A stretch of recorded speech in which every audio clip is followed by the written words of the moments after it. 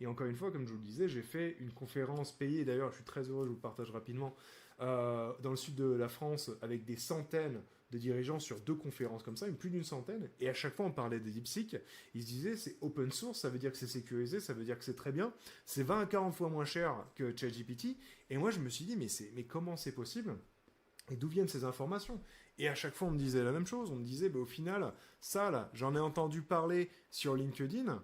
Il y a quelqu'un qui m'a dit que c'était la révolution, que c'était le futur. Or, dès qu'on s'y connaît un tant soit peu, en fait, les informations sont manquantes. Et ça me permet de parler d'un autre concept que j'ai vu, d'ailleurs, grâce à cette conférence. C'est que il y a une sorte de loi de la positivité dans l'intelligence artificielle, surtout de la communication sur LinkedIn et tout ça. Il faut être positif, parce que si on est positif, on est vendeur. Par contre, si je vous dis la vérité, qu'il y a eu un hack, il y a des problèmes, la grille tarifaire, au final, c'est eux qui la donnent, donc on n'en a absolument aucune idée. Là, c'est beaucoup moins ceci, c'est beaucoup moins vendeur. Donc si on doit et je dis ça vraiment avec, il faut beaucoup d'humilité, il faut faire attention. Si on doit prendre des décisions sérieuses au niveau de l'intelligence artificielle, il faut faire attention aux sources qu'on nous donne. Il faut se renseigner soi-même. Il ne faut pas s'arrêter à une information comme ça qui nous a été donnée par un pseudo-expert qui absolument n'en sait absolument rien.